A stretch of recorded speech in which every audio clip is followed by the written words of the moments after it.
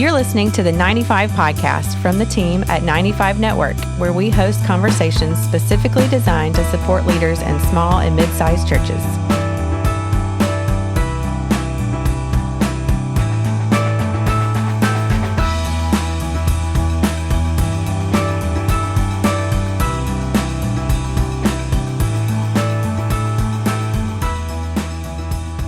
Hey everyone, welcome back to the 95 Podcast. This is Dale Sellers, Executive Director of 95 Network, and I'm really thrilled to have the guest I have today, because if it wasn't for the guest I have today, I wouldn't have said this is Dale Sellers, Executive Director of 95 Network, because there wouldn't be one. I am so happy today to catch up with Jim Powell. Many of you know that Jim Powell is the founder of 95 Network, and over the years we became friends, and he asked me to join the board. And then at some point, Jim felt led to step away from it and turned over the network to me and some other pastors. And now I've been doing this for 5 years as the executive director, which blows my mind.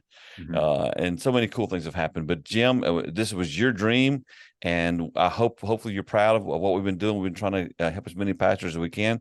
But first of all, welcome to the podcast, man. I'm glad to have you on. Thank you. I'm excited to be with you here today, Dale, especially the topic we're talking about.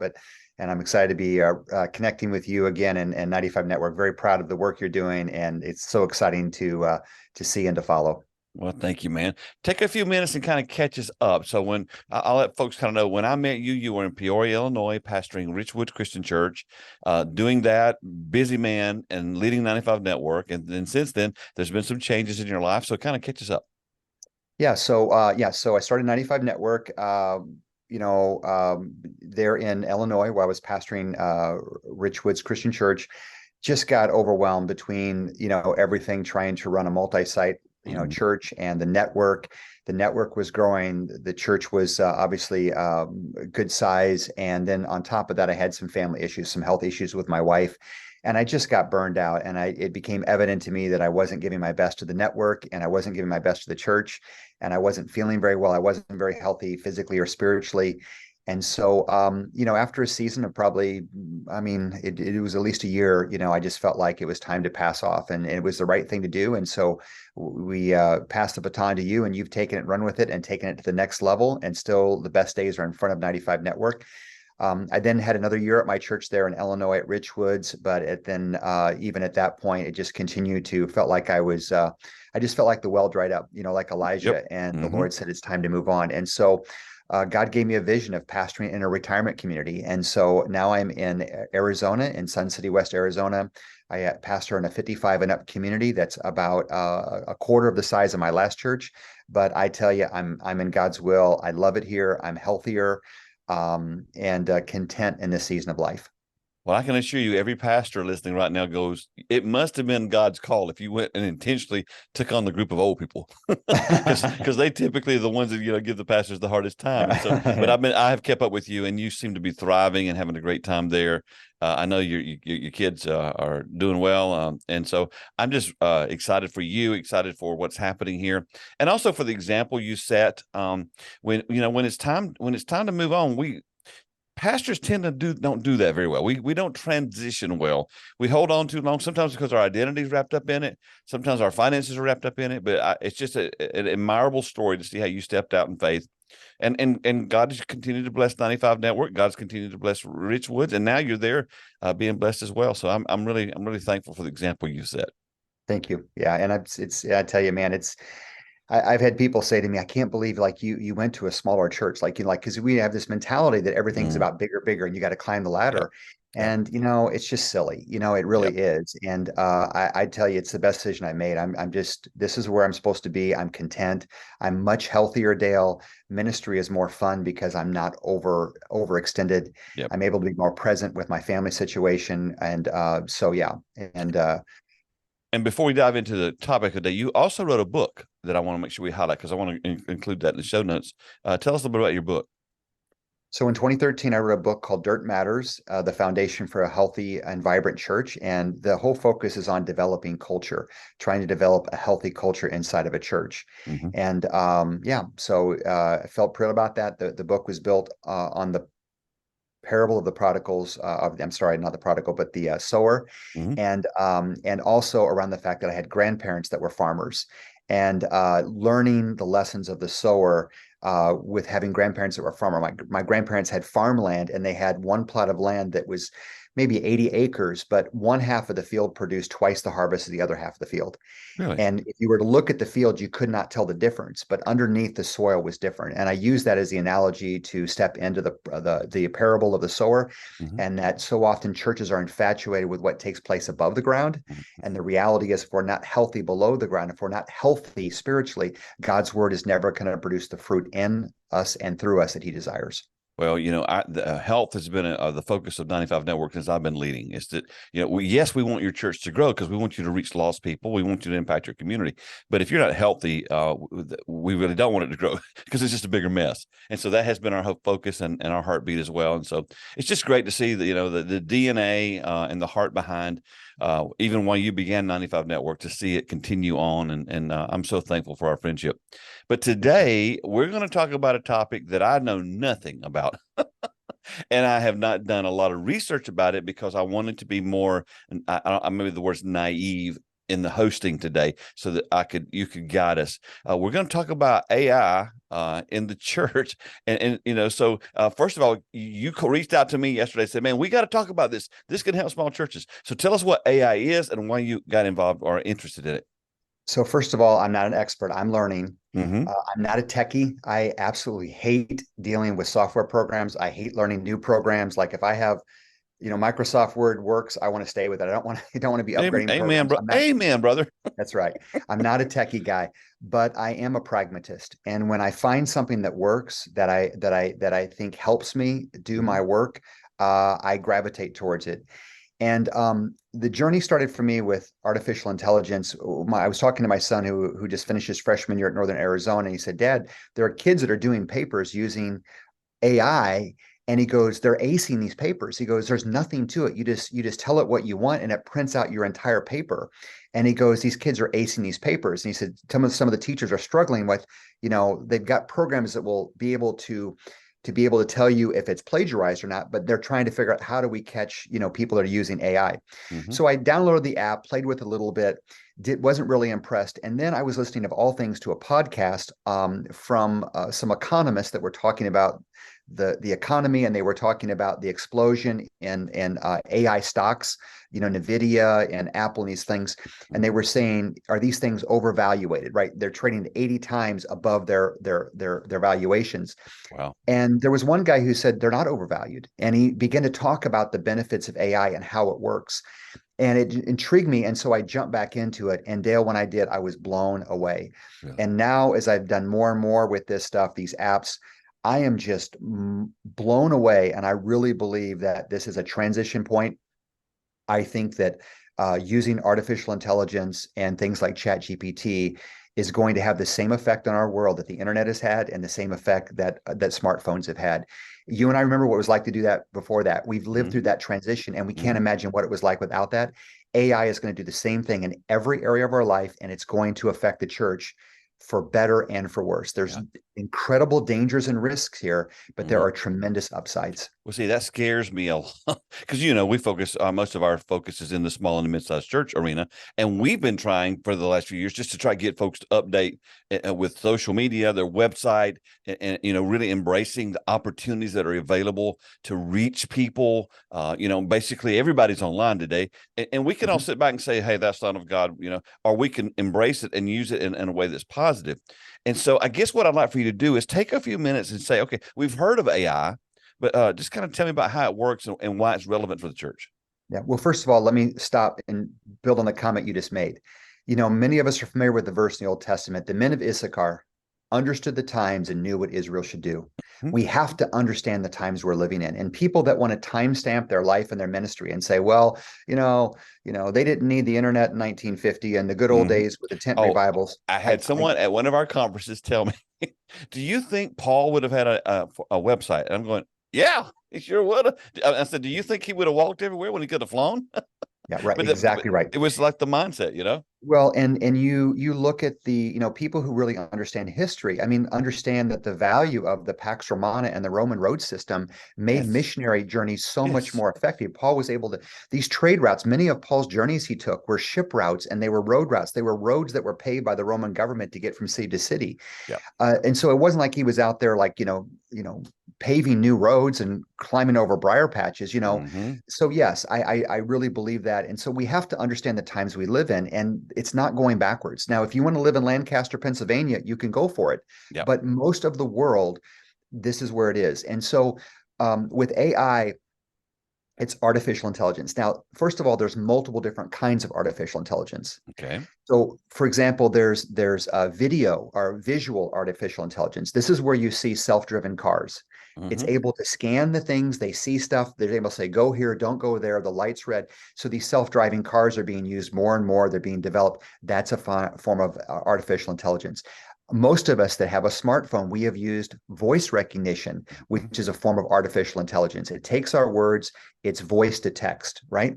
It's able to recognize my voice. When I say, hey, Siri, it can recognize my voice as opposed to my wife or my son saying that, right? It's able to discern that. That's artificial intelligence. There's also predictive artificial intelligence. So people, none of your audience would do this, but people who might bet on fantasy football or something like that, like it'll say, there's a 51.2% chance the Chiefs are going to beat, the Lions, and there's Oh, a it's much higher than that. it is, yeah, or a 52% chance they're going to beat the spread, whatever. But it does all these calculations of defense and offense and players and projections, and it does all this math crunching, and it gives you a prediction of what they think the percentages are of who's going to win the game. Yeah. But the real game changer as it comes to us, Dale, and this is where pastors need to become aware, is what is called generative AI. And generative, what that means is it generates information. Okay. So what happens is that if I were to go to the internet and I'm gonna search out, I want to I want to say, what are some ways that I can increase traffic flow? I can increase visitors into my church. And I search that on Google, and I'm going to get pages of information. And I might find there's a video by Dale Sellers on how to increase your visitor flow. And there's a website here and a blog from, Corey, whatever. And you got all these different things. So I click on links, I look, I scan. Oh, this is a good idea. I back out. I click on this link, and so you research this because the internet gives us access to unlimited information, right? Yep. What artificial intelligence does is it goes to all those websites it has access to. Now, right now, the primary way to use artificial intelligence is to use Chat GPT. It's a free app, or you can pay $20 for the advanced version a month. What that does is it only contains information from about 1% of the internet. Oh, really? But what it will do is if I say, what are some ways I can increase visitor flow in my church? It will go and it will search all of its information in milliseconds.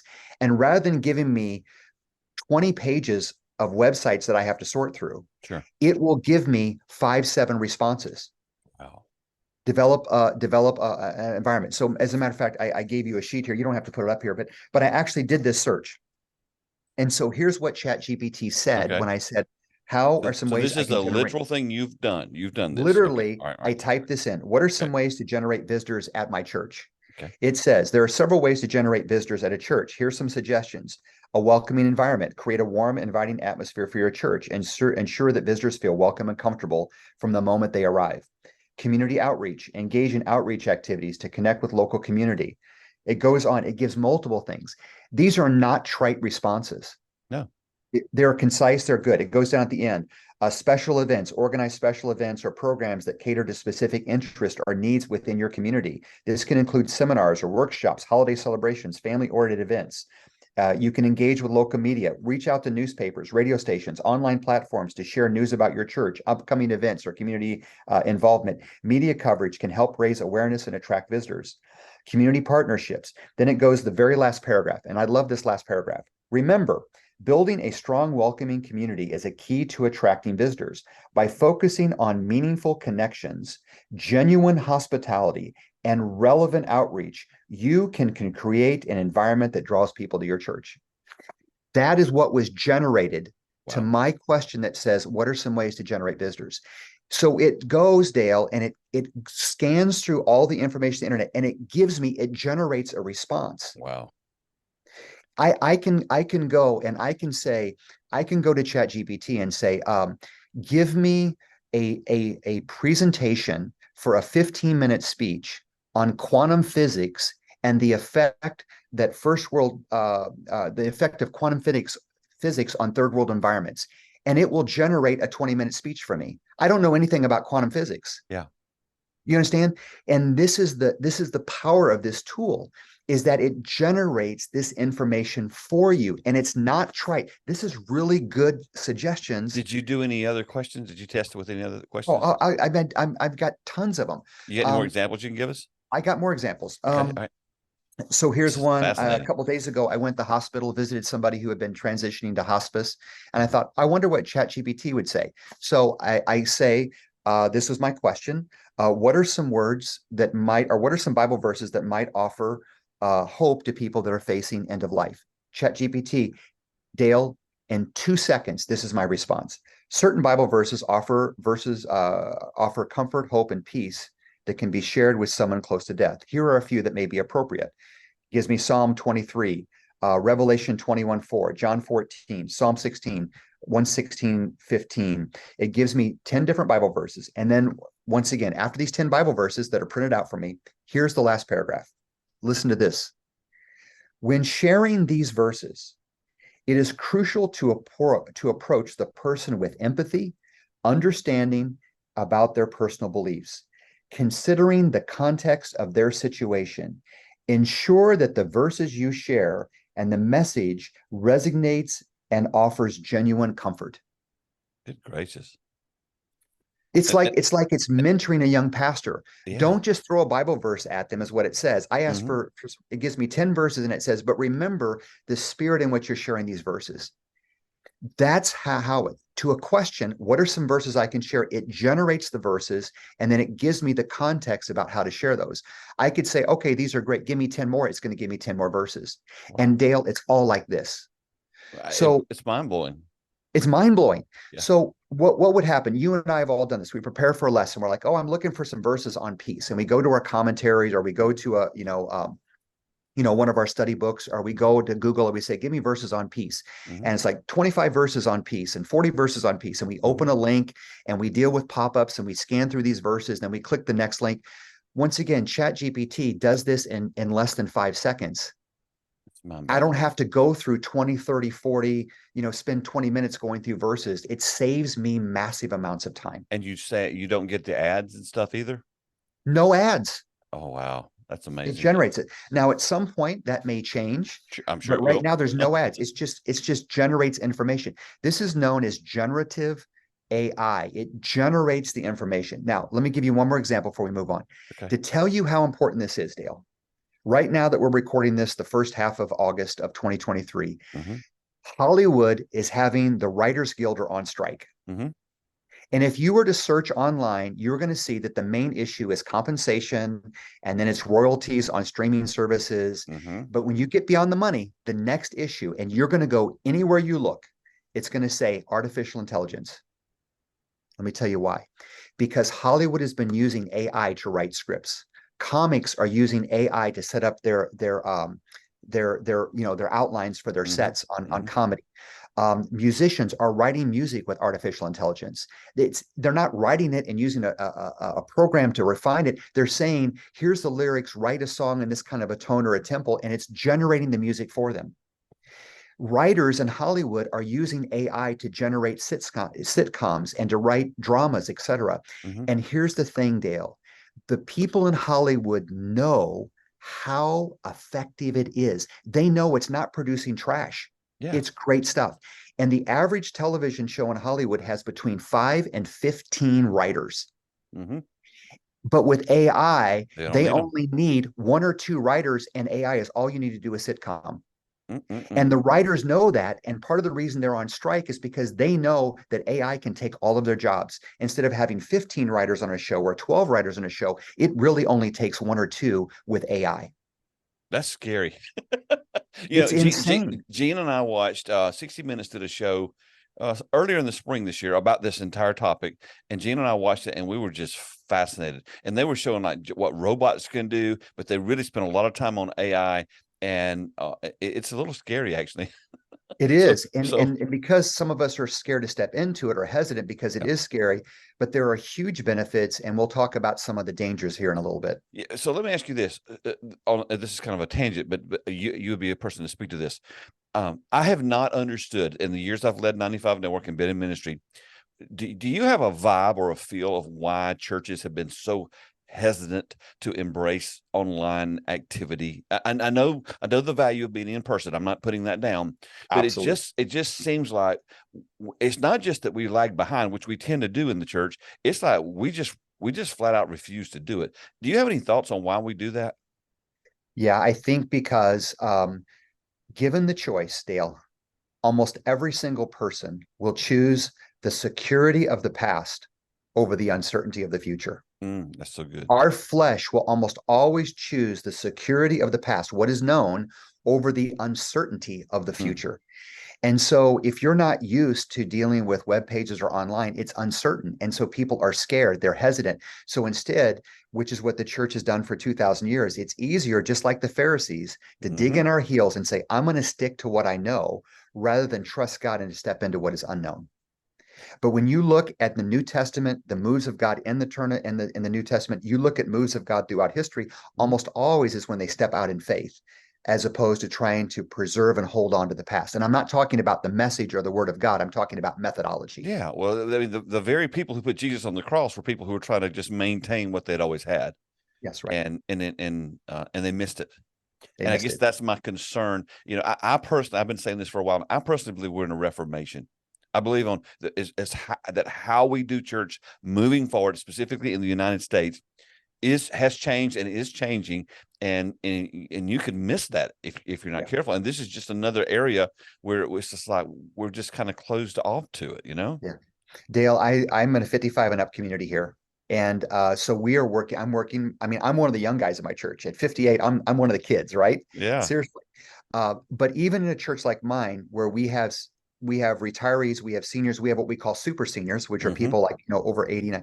Even with that, Dale, I'm telling you, over 90% of the people that visit our church have watched a service online before they ever come. People come in, they say, "Oh, you're the pastor. We've already watched a couple of your messages."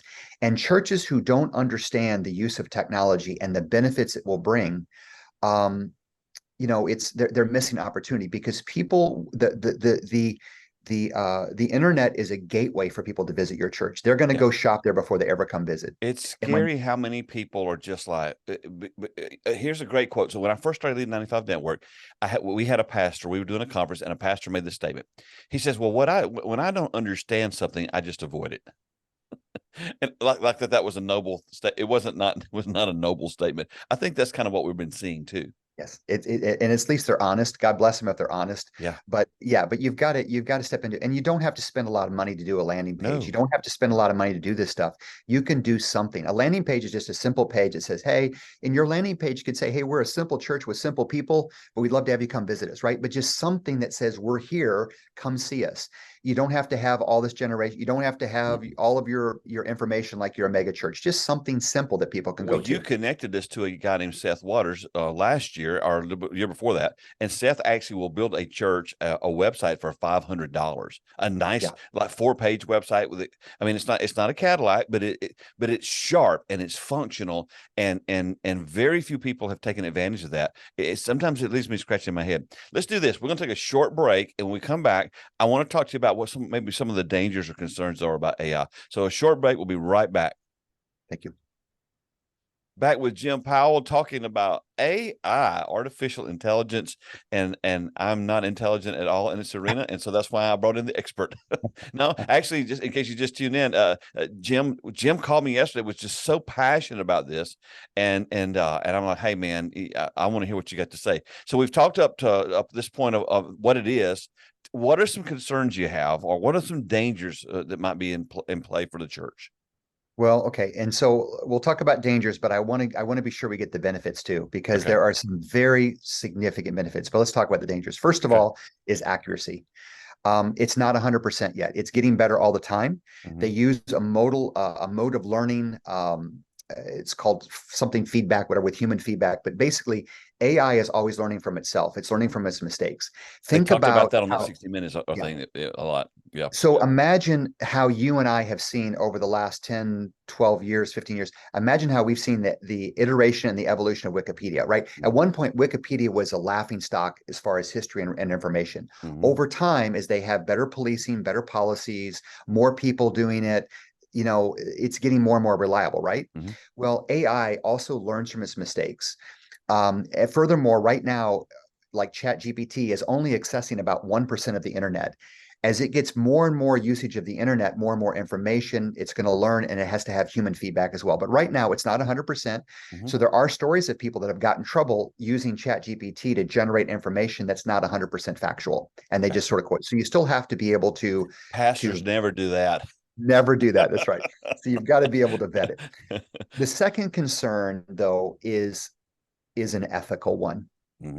And this is a big one that I think we have to wrestle with. And it's going to take time to wrestle through this question. We all know that plagiarism is wrong. And we all know, I think all of us probably know of pastors that have gotten in trouble, maybe lost jobs because they've taken a sermon and they've preached the outline with illustrations without giving credit to who they got it from. Yeah. And even if that pastor said, hey, you can use my outline, it's still not ethical to say, act like it's all yours when it's not, right? Right. The problem with artificial intelligence is it's not plagiarism. Because if you were to ask the question, or you were to ask AI to say, and I'll give you once again example. I have not done this yet. I've done it on chat, but I haven't published it yet. But I've said things like this: give me a 300-word newsletter article on the importance of worship.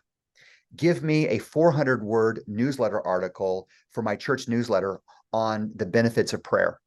And it will generate an article for you, exactly 400 words, that is perfectly grammatically correct. So you can say, hey, I love the article, but give me a couple more Bible verses. It will give you Bible verses. It will do what you tell it to do. It will generate this. So in the same way, as I told you before, I can ask it to write me a paper on quantum physics. I can ask it to write me a question on, first world economic policy on third world environments. I don't know anything about these things, but it will generate the content for you. So with that being said, it can generate your sermon outline for you. Yeah. You can say, I'm preaching this week and I am preaching on Hezekiah. So I'm preaching on Hezekiah, 2nd Chronicles, chapters 29 through 32. Give me an outline on the life of Hezekiah on those chapters, and it will give me an outline with supporting verses on Hezekiah. That's how incredible it is. It will generate that. And from an ethical perspective, though, that's no different than you going and digging it up, isn't it? I mean, if you go and you study it out and get, I mean, it's just speeding up the process. That's the challenge. You're right. So is it just speeding up the process, but what if I say, Dale, what if I say, give me an outline on the life of Hezekiah that will, with enough content, give me enough content to preach a 30-minute sermon with an outline on the life of Hezekiah. And now it gives me a 30-minute sermon, right? Now that's a little bit different because it's given me all of this, right? With Bible verses. So it can enable a person to basically, to be lazy. It can enable a person to take credit for stuff that maybe they did not generate because AI is generating it. So where's the line between using artificial intelligence and ChatGPT to help me generate this stuff as opposed to doing all the heavy lifting for me? So when my secretary at the church says, hey, we need a newsletter article for next month, because we do a newsletter every month. Some nights I have something to say. Some months I'm like, oh gosh, I got to write a newsletter article, right? Every pastor been there, right? Been there. Yeah. Right.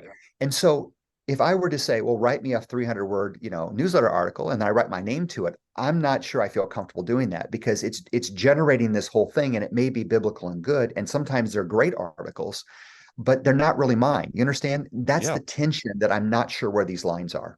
Well, it's an integrity thing for sure. It's an integrity thing, especially if you present it as though you wrote it. As if I did, yeah. And so there's a difference between using it to help me generate an outline. Or I'll give you another example. Last week, I'm going through 2nd Chronicles. I preached on the life of King Ahaz in the Old Testament. Ahaz was a train wreck, and I entitled my message From Bad to Worse. So I'm doing my whole sermon on Ahaz, and then hey, I could use a couple examples. So I go to ChatGPT and I say, hey, give me some examples of people that got in trouble and made matters worse. They went from bad to worse. Mm-hmm. And within a second or two, it gave me 7 examples: Richard Nixon and Watergate, Bernie Madoff. And then it gave me Lance Armstrong. I'm like, Lance Armstrong's my guy. So then I go and do a little more research on Lance Armstrong and use that as my illustration. Mm-hmm.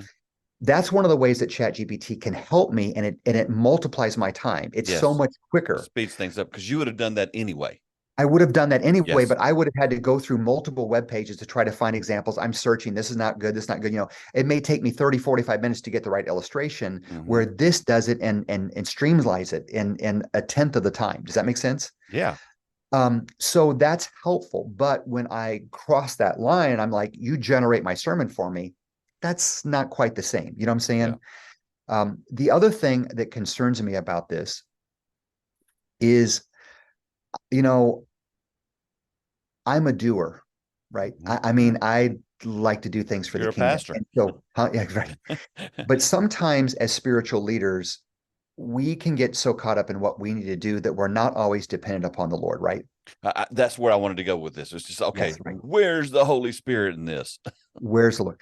So if I have this tool that makes it this easy for me to crank out Bible verses, I read you the example of the Bible verses to go to the hospital. Mm-hmm. I gave you an example of how do I generate visitors? If I have a program that is this, and I'm just telling you, Dale, this tool is phenomenal. I'm just telling you. I've known you a long time, and I've never seen you this excited.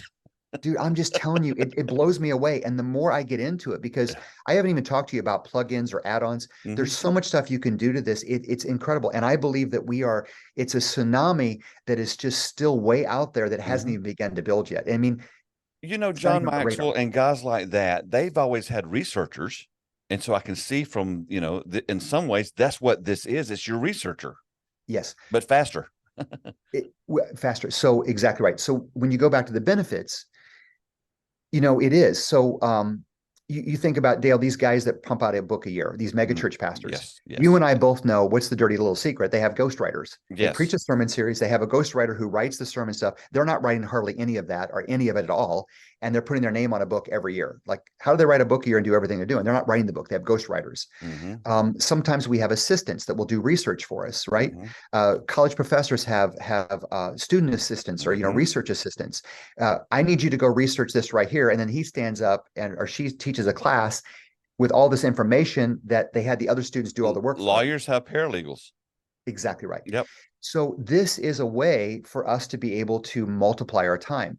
Research is showing, MIT did a study on AI that found that people in the service industry, now this is like waiters, delivery people, that people in the service industry, I'm not even content creators, service industry, were able to add 14% to their productivity by using AI. Did it say how? I didn't go into all the details, just the general stuff, but there's different ways. So it can help you. It can help you with delivery people. It can give you almost like WhatsApp and give you the best way to get there. It's much faster. It can be able to streamline ordering or be able to streamline bill pay. I mean, there's different things it can do to help this. 14% in a 40-hour work week is 5.5 hours. Wow. People who write software programs, coders, these people are seeing 2 and 3 times their productivity because AI can write programs for them and do coding, and they just have to check it and go over it. So we don't have to do twice the productivity, but if AI can save me 4 or 5 hours a week, that's like having a personal assistant. Especially a small church pastor who doesn't have all the other, all the support staff and all. They're doing it all anyway. And Stephen, the first thought that I would tend to think as we do this podcast is here's what I hear. I hear someone going, "Oh, here they go again, add another thing on me, add another layer of what I'm not doing or what I need to do." This can actually help you. 100%. So those of us that do content creation, we're preaching sermons every week. Some of the people listening to this are not just preaching sermons, they're teaching a Bible study. They're leading the youth group on Wednesday night. Yes, they're putting together small group questions. So you have to all this content. So you can do your sermon, and you can put your sermon notes into AI and say, give me some suggestions on small group questions. And instead of sitting there for 30 minutes trying to think through small group questions, you can have those questions in a minute, right? It saves you so much time. Let me give you another example, because you talked about the fact that most small church pastors don't have assistants. My last church, I had a personal assistant. I don't have one now. When I were to go, if I were to go to a conference, like, and I would say to my assistant, Melissa, hey, I'm gonna fly to Lake Forest on these dates for 3 days in California. I need you to go through and give me 3 options on flights. All right. Melissa knows I hate flying through O'Hare. It's always delayed, always a problem with O'Hare. I don't want to go through O'Hare if I can avoid it. I want an economical flight, but I want one that doesn't have more than one layover. I want it to be efficient and effective. So she goes on Expedia, she goes, Orbitz, she searches through flights. This one goes through Chicago. This one has a 4-hour layover. This one only has a 30-minute layover, but if you miss your flight, it's the last flight of the day, so you're going to have to spend the night there. So she does all this work. You've been there, right? Everyone's been there looking for flights, right? So then she comes back to me and she says, Jim, after spending 20, 30, 40 minutes researching flights, she said, Jim, here's your 3 best options. And I look at those 3 options like, okay, book this one for me, Melissa, or why don't you look at a couple more? She goes and does the dirty work. I make the decision. Now listen to this, Dale. With ChatGPT, you can get a free plugin for Kayak and for Expedia. Wow. And what happens with that plugin is I can do the same thing with ChatGPT that Melissa did. I can say, hey, I want you to research flights for me. Give me 3 best flight options to get me from point A to point B. I would rather avoid Chicago. I don't want a long layover. I don't want more than one stop. I want something that's economical, but also efficient. Give me my 3 best options. And you know what? Kayak will do all that information and they'll print out my 3 flight options. And I can even say, book me on this flight, and it will book me on the flight. Or I can say, give me 3 more options. What I'm saying, though, is that when you learn this technology, it's able to become like a personal assistant. It will add to you hours of free time every week. Okay, I got a question that you made me think of that would make this even greater. Is there a way that your research over a period of time can begin to have your personality? Does that make sense? Great. Yes. Good. You know what I'm saying? So if I'm doing this and I'm using this, it remembers how I'm wired, if I can say it like that. Can you speak to that? Absolutely, dude. So I'll give you an example. A great example. So when you so I pay because I was blown away by this. I'm on the paid version of ChatGPT, which is the newest version. It's a faster version, has access to more data. I pay $20 a month to save me 2, 3, 5 hours a week of my time. I can't tell you it's worth nothing for 20 hours. That's like, it's golden for me. Yes. When I got the paid version, it asked me for a profile. What are your hobbies? What do you like to do? What's important to you? What are you looking for? And so it gives me, so yesterday, I gave you some notes, some examples of your book, right? So I said, you did. That was funny. Chat GPT, and then the free version says we're not familiar with this because it's just going through Wikipedia. But the paid version, I gave you the picture. Was it a nice summary of your book? It was, but the only reason the other one couldn't find it was because it looked before the launch date. Before the launch date, right? The book launched in September 2020, and I think it said it launched up. It looked up to the year before, looked up to a certain date, right? Yeah. And so, but it gave me the thing. So in those notes, so then I did the same thing for a couple other books. Well, one of the books I did this. It said, this book is about A, B, C, D, and it meets your interest, Jim, of faith and following God. So, it's starting to tailor things to me because it knows what my interests are. So this AI, it starts to understand what I'm looking for, what I like, what I don't like. One of the questions it asked me when I was setting up my profile, that says, do you want opinions or not? And I said, I don't want opinions unless I ask for opinions. Because AI will give you opinions on things like politics or sports. Who's the GOAT, Michael Jordan or LeBron, right? Like, we all know that. Yeah, we all know that. Exactly right. But what I said is, and so it doesn't give me opinions. It only gives me what I'm asking for. But if I will say, give me your opinion on this issue, it will give you an opinion. It's like, so here's the thing. It's called Chat GPT. And when you learn how to use this, it's like a conversation. It's like sitting across the table with you, talking to you. I'm asking questions. It gives me a response within a second or two or a few seconds. I say, well, I'm not sure about that. Give me this. Can you document that? And the program keeps spitting out information as I give it more stuff. You got my head spinning. I'm just Because I'm telling just you, sitting there Dale. thinking, it's good as this is one of those things. It sounds too good to be true, but if it can actually begin to understand your personality, that takes to, in my mind, that takes it to a whole new level. Dale, there are people who live in this world that I've listened to podcasts, I've listened to videos from people who live in this world, who are they are emphatic. They believe that artificial intelligence. Now you have to have the internet to be able to use it, right? Yes, But yes. they're of the conviction that artificial intelligence is going to have a greater impact on the world in all areas of society than the internet has. That's what the 60 Minutes special said, Yeah, basically. because the internet gives us access to all this information, but we can't process all this information. Too much. AI in milliseconds can search all this information. And right now it's only using 1% of the internet. When they have these bigger servers and they have faster chips to where they can access 20% of the internet, it scans all this information in megaseconds and then it gives you the summary. So I don't have to click through 20 pages to dig for it. It's going to give me what I'm looking for because it's doing the research for me. Imagine going into a library, your high school library, your college library. Imagine if you had the superpower, like a Marvel hero, that where you could access every piece of information in that library in a second. And I were to ask you a question, you could say, and then you could respond back to me, well, this book here and this book here, right? That's what AI does. It has all this limitless information. You ask it questions, it's doing the research for you and generating the response you want. Wow. So so you've piqued my interest. I was either against it or didn't even understand it. How can people step into this? Well, I think it starts. Here's what was the game changer for me. As like I said, I heard some information, almost like some of your people are hearing this and they're being informed. What I would say is start the best app to use is called Chat GPT. There's multiple versions. Google, Bard, Meta now has one called Llama. But Chat GPT is a free app you can get on Android or you can get it on iPhone. You can also go to openai.com. But that's the best one is get Chat GPT, pull it up. And so this is what I was told that really changed it for me is they said, find a topic that you are well researched in.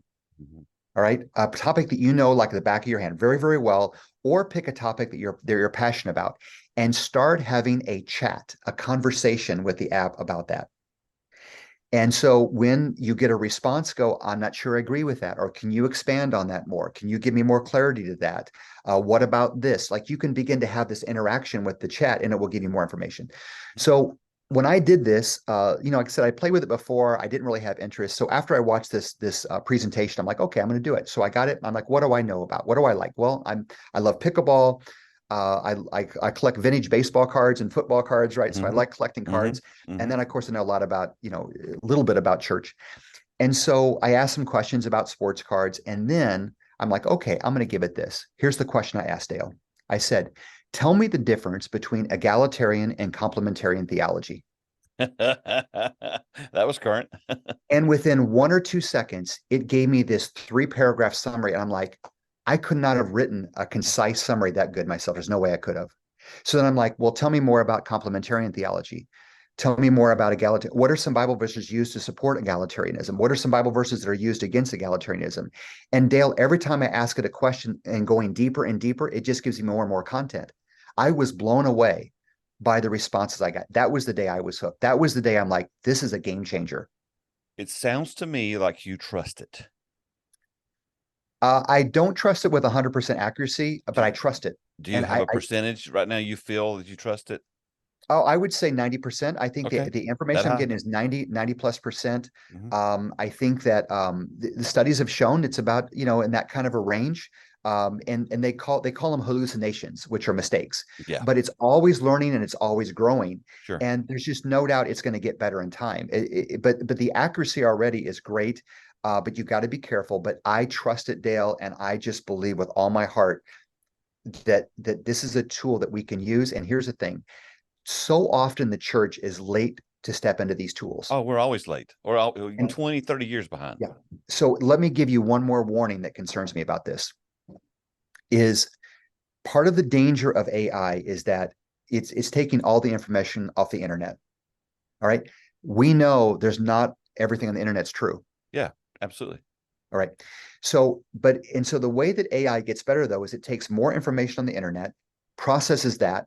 It also receives like these prompts to help it learn itself, but then it also receives human feedback Okay. to better understand, like you said earlier, can it start to get my personality? Can it understand what's important to me? Mm-hmm. All that is developed over time. So as I give it feedback, that feedback goes back into it to where it learns from me. Well, here's one of my concerns, and this is sort of a macro concern.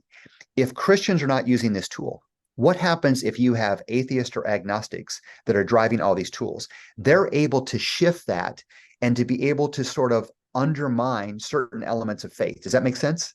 Well, Because they could put out information that's not true, and then there's no Christians to monitor it.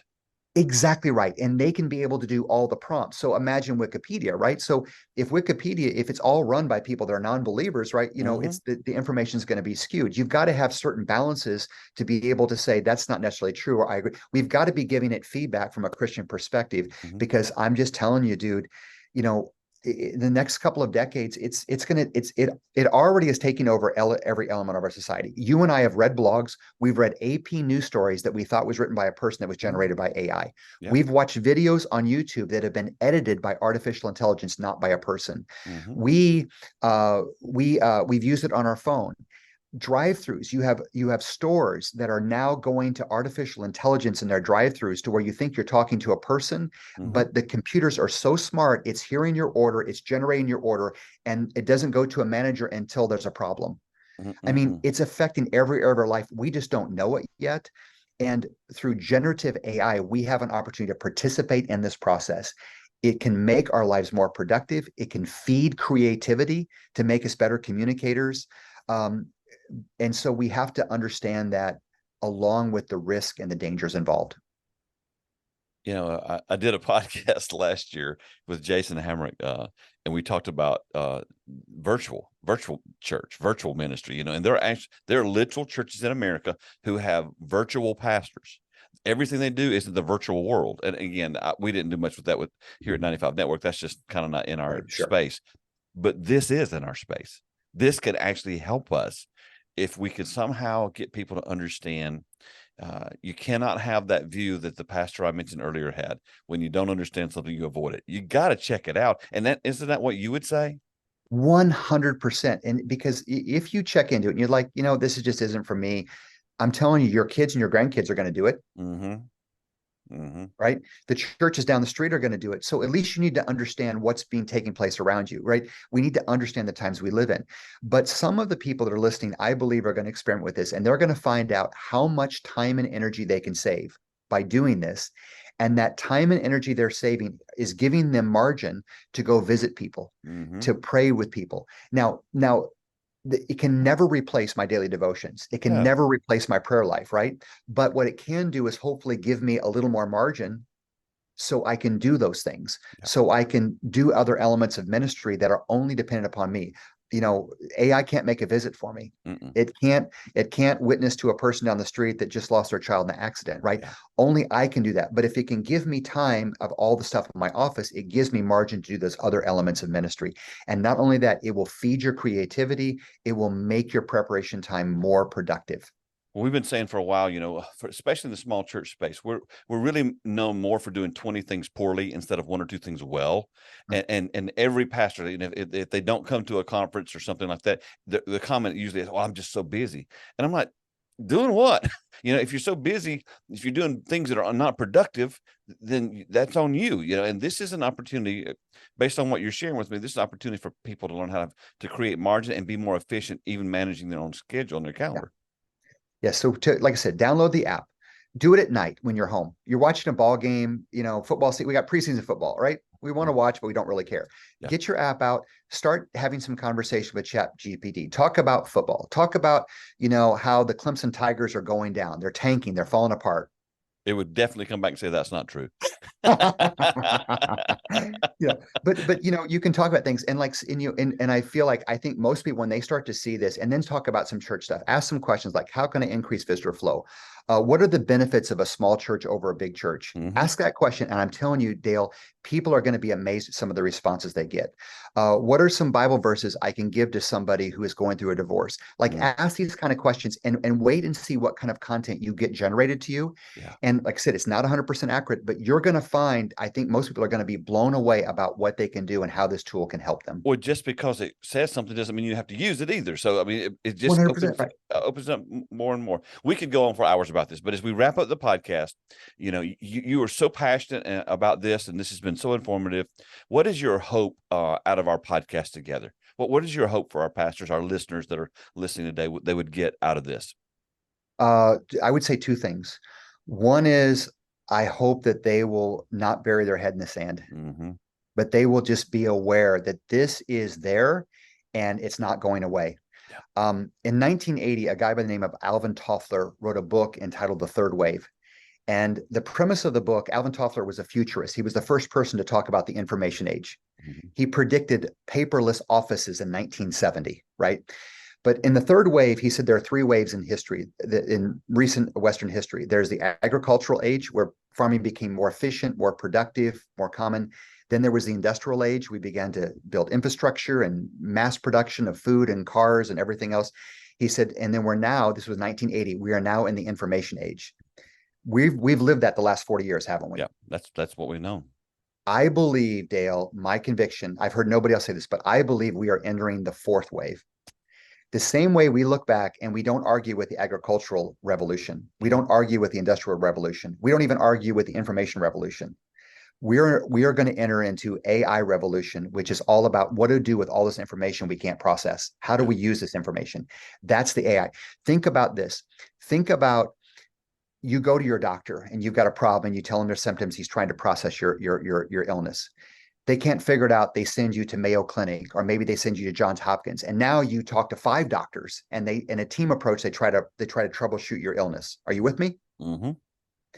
With AI, they have these specific, they have these specific programs where they're getting doctors, that they're getting the collective wisdom of all these doctors. So these doctors can put this in, and you're tapping into a network of doctors that are troubleshooting your symptoms to give suggestions on what your problem might be.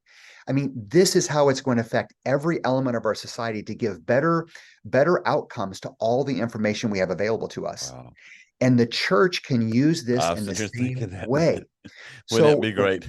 The first outcome is we just need to be aware and not be so scared. We need to get familiar with it. And the second thing is I hope that a percentage of people we'll experiment with it. And I think if you experiment with it and you ask it some tough questions, you give yourself an hour and 90 minutes to have this interactive chat, I think you're going to be sold, and you're going to see how much value it can add to your ministry, whether you're pastoring in a town of 50 people and a church with 22 on Sunday morning, or whether you're pastoring to thousands of people. It will add value to your life. It will make you more productive, and it will give you more margin to do the elements of your ministry that only you can do. This has been fascinating, Jim. And the cool thing about this, you have nothing to gain out of this. You don't work for anybody. You just wanted to share this information. So there's nothing tied to it. There's no, hey, if you'll sign up for Jim's class, it's just, he just wants to help. And so thank you so much. Thank you for your heart for the church. As I said earlier, I'm going to put a link to your book in the show notes. I also want to put your email there, because there's some people who are going to want to reach out to you. So thanks for your time, man. I appreciate it so much. Hey, Dale, thank you. We're so proud of you and the work you're doing. So excited for the growing number of churches in the 95 network.